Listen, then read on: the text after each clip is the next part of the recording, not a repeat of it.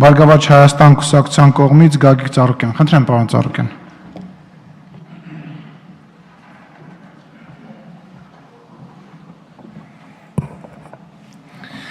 Հարգելի խորհրդարան, առաջինը ես ուզում եմ ասել, որ ես պետք է այսօր չէի եկել, հանդիպում ունեի, արմավիրում, որ մենք պետք է բամբակի նոր արտադրություն ենք դնում, ասենք թե տեսնելով, եթե բամբակը նորմալ է, նոր տեքստիլի քաղաք արմավիրում անենք 100,000 քառակուսի մետր, որը բամբակի մշակման հիմնական այդ աշխատանքով է զբաղվում։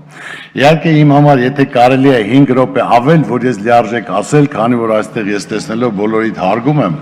եւ չեմ ուզում որցե որ բոլորի համար հասկանալի լինի։ Իհարկե ես ինչի համար եկա, որ այո, Մելքումյանն էլ որպես տնտեսագետ, դոկտոր, պրոֆեսոր, ակադեմիկ, բայց լիարժեք հասկանալի հիմնական խնդրի լուծումը, որ ամեն մեկը ինչ որ պատրաստված եկել է, ինչ որ բան ասելու, որեցի ցույց տալու, որ գիտի, կամ ես ուզում եմ կետարկետ, կարճ եմ ասելու, պետքա բացվածքով կասեմ։ Այսօր հիմնական խնդիրը ոչ թե մենք պայքարում ենք, որ անպայման կլինկերի վրա էլ դնեն։ Մենք ուզում ենք ասենք ձեր ցավը տանեն, որոշել եք պատասխանատուն իմ քայլն է, դրեք հայտարարեք, որ դուք գտնում եք դա ավելի էժան կլինի, շահութաբեր կլինի, մենք համաձայն ենք, հիմա ես կլինկեր կբերեմ, թե ցեմենտ կարտադրեմ, դա ինչ խնդիր է։ Մենք ոչ մեկին չենք ուզում, ոչ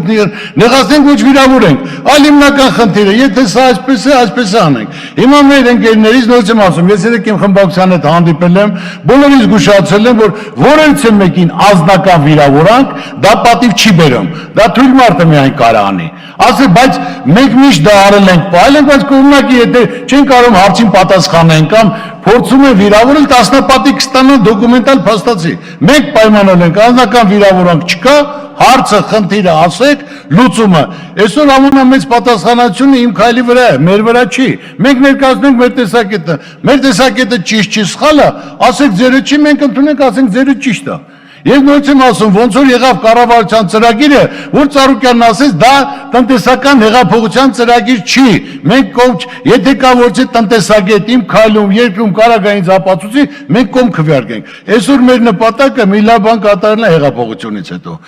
Ասում է փոխանակ այսօր հարցը քննարկվի, ասում է ցեմենտի գործանը քանսովա ձեռք բերվել։ Ձեր ցավը տանեմ, եթե 200,000 դոլարով ձեռքա բերե, ես նվեր տամ տվյալ հայտարարողին։ Թող նայի, բայց եթե չէ, մյուս օրը ինքը պետք է դրա համար պատասխան տա, ինչի համար է այդպիսի արտահայտություն անում։ Ես բոլորիդ ներկայացնում 200,000 եթե լինի, ես նվեր եմ տալի որպես Ծառուկյան։ Դու բարի լինի ընկերն որ ասել է, դրա պատասխանը տա։ Մյուսը, պարոն Սարգսյան ջան, դուք ասացիք ինչի համար է ցեմենտը, ասենք թե այնված շատ է եղել, հիմա քիչ է եղել։ Ես հիմա այստեղից հայտարարում եմ։ Դուք գիտեք, որ բոլոր ցեմենտ օգտագործողներն էլ Ծառուկյանի այդ գործանից մեքենա դուրս գալացողները բոլորը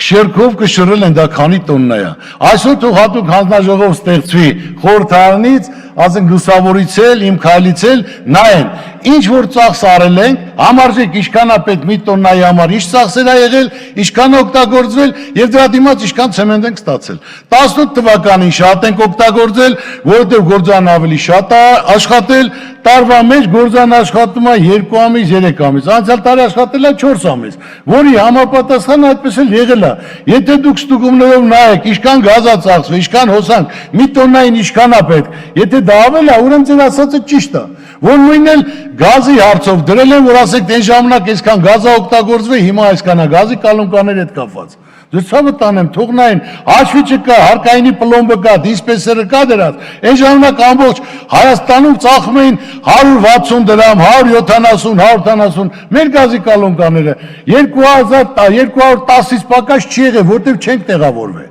Նայեք, եթե այդպես չի, երբ որ նոր իշխանություն եկավ 160, 170 արտացը վերացավ ամբողջ ճանապարհին, ով մեքենա ունի, դա գիտի։ Բայց մեր եղել է 210, 210 էլ կա։ Հիմա մյուս հարցին ես պատասխանեմ, այսօր հիմնական խնդիրը մենք այսօր հարցը բարձրացնում ենք, թող գան նայեն։ Մենք ոչ թե ասում ենք անպայման կլինկերի վրա էլ դրեք։ Մենք ասում ենք խնդիրը սա է։ Եթե այսպես է լինելու, այսպես կլինի։ Մենք ուրիշ բան ձեզ չենք ասում, որ չէ, պարտադիր պետք է դնեն։ Հիմա կլինկեր ասենք թե արտադրել կա, ասում են, որ նոր իշխանության համար դեպքում դրա համար 10,000 էժանացավ։ Այդ ցավը տանեմ, եթե էժանացավ այդ Հրազդանը ցեմենտի գործանը 48,000-ից ներքև չի կարող իջնել։ Ի՞նչն է պատճառը։ Հիմնականի չէ, որովհետև հարցը բարձրացեցինք, իրոք աջակցել են, նույնը եղել է հին իշխանության օրոք։ $200 Հարկման գինեին դրել, Թուրքիային դրել, որը ճանապարհի վրա, ասենք դա եկա 17 թվականից։ 17-ին այնտեղից մուտք է գործել 40,000 տոննա, 18-ին մուտք է գործել 170,000 տոննա, եւ հիմա ասենք թե գնալով ավելանում է։ Ասում են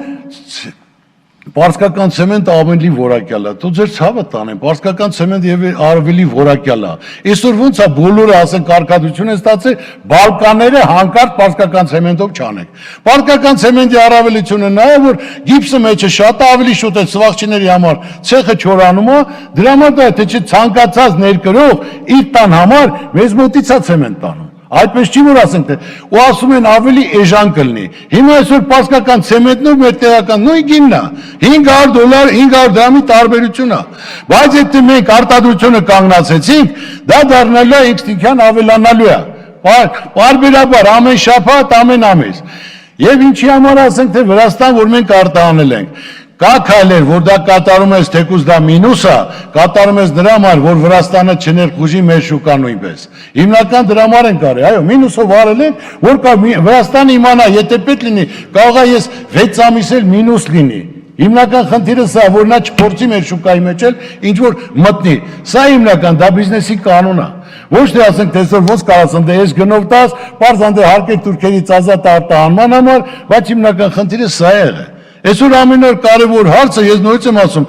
Արադ ցեմենտ ես գնացել եմ ժողովրդին ասելով ժողովուրդ ջան, ես այսօր հասնել եմ կառավարման, հիմնական խնդիրը ես 2 ամիս էլ պահեցի, 3 ամիս էլ պահեցի։ Հարց չկա հիմա 0-յակ կանալ, գործանը ոնց կարա պլյուսով լինի, եթե 1,200,000 արտադրություն տվողը 2 ամիս աշխատում է, 3 ամիս ամբողջ տարի կանգնած է եւ ասենք թե 1,400 աշխատողին էլ նպաստ է տալիս, ոնց կարա լինի, կարող ես նրանց գումար չեմ տալիս։ Բայց եթե պարզա մենք աշխատենք 12 ամիս, իհարկե շահույթել շատ կլի, որի հիման վրա մենք որոշեցինք 40,000 դրամ։ Այսօր Հրազդանը 40,000 դրամ չի կարող տա, ոչ թե այսօր կառավարության կամ նոր իշխանության բանն է։ Այլ հիմնական խնդիրը ասում ենք պետք է մենք տնտեսական հեղափոխություն կատարենք, թող 0-ական լինի, մենք պետք է քայլ կատարենք։ Կամ այսօր խոսում ենք գյուղատնտեսությունից քիչ եք խոսում։ Դու ես լավ էլ խոսում եմ, ինչ եք արել, ուզում եմ մի հատ իմանամ։ Հələ մի հատ ասեք, գյուղատնտեսությունը սկսել է, վարուցանքը սկսել է, ժողովուրդը ոչ սալարկա ունի, ոչ դեղորյակ ունի, ոչ սերմ ունի։ Մարդիկ այսօր չգիտեն, այսօր ջրային կոմիտեն թուղթ տա գրում, ժողովուրդը գալիս է, չեմ ուզում անդադ որպես բողոքավորի տեսքով ասեմ։ Ասում եմ պարոն Ծառուկյան, մեր հետ պայմանագիր են կապել, որ այսքան փող պետք է վճարես, բայց եթե հանկարծ ջուրը չտվեցինք, չորացավ, դրա համար մենք պատասխանատու չենք։ Հիմա դուք պատգամավորը ձեզ հարց եմ տալի։ Եթե մարդը գումարները վճարում է լիարժեք, եկա որ ջրի սեզոնը արդեն բերքը պետք է հավաքի ջուր չեն տալիս։ Բերքը չորացավ, բայց պարտադրում են չէ, տուշ տուգանք էլ պետք է ստանան։ Այս տարի պարարտանու սիլիտրա բաժանել եք ժողովրդին։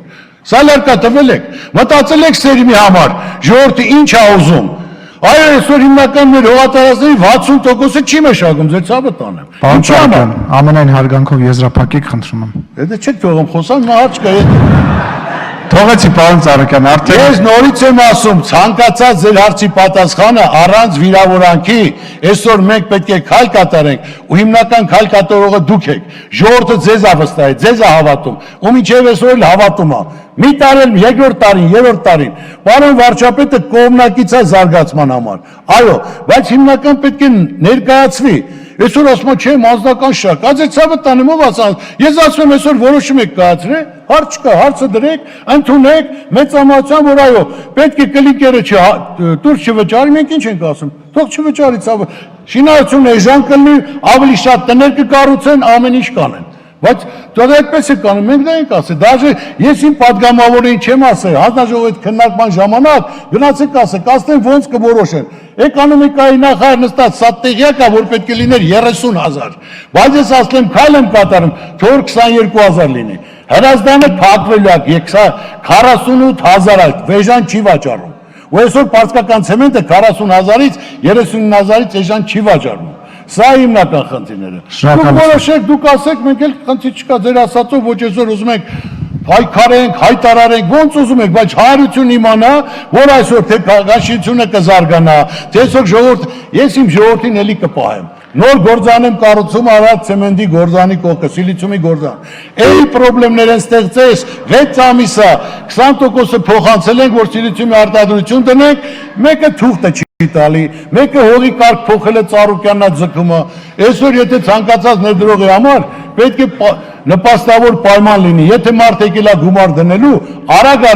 պետք է հնարավորություն տա, որ մարդը կառուցի։ Շնորհակալություն, պարոն Ծառուկյան։ Չէ, լավ, ես դրսում Արդեն երրորդ տասնյակն է։ Օրենա ես ասեմ հիմնական խնդիրը հարգելի փոխնախագահ, պետք է դուք թույլ տաք մարդը հարցը պատասխան ասի, ես բոլորին էլ հարգում եմ, բոլորն էլ ուզում են լավ բան անեն, բայց մարդը պետք է տեղի։ Ես թույլ եմ տալի, օրենքը թույլ չի տալիս, պարոն Ծառուկյան։ Հարցով մասնագետ, խնդիր, լուծում, առաջարկ, դա կլինի տնտեսական հեղափոխության համար, սաղ էլ նվիրալներ են, բայց կարևորը ոչ թե նվիրալ լինելը, միայն էլ պետք է հասկանալ ոլորտից համապատասխան ինչ պետք է արվի, ինչի դիմաց ինչ պետք է ստանան, որտեղ ժողովուրդը անապեր, ասեմ, ես իմ ժողովրդին տեսել եմ, 3 օր անձրևի տակ կանգնած են, թարսի պես էլ անձրև էր գալի։ Ասեմ գնացեք կգամ, չէ Ծառուկյան ջան, սպասում ենք։ Մարդը չգիտի վաղը վարկը ոնց պետք է փակի, ձեր ցավը տանեմ։ 650,000 ընտանիք ունենք, 1,5 միլիոն վարկառ ունենք։ Մարդիկ գոյատևում են, այսօր մարդիկ չեն կարողանում գարշակը։ Շնորհակալություն, պարոն Ծառուկյան։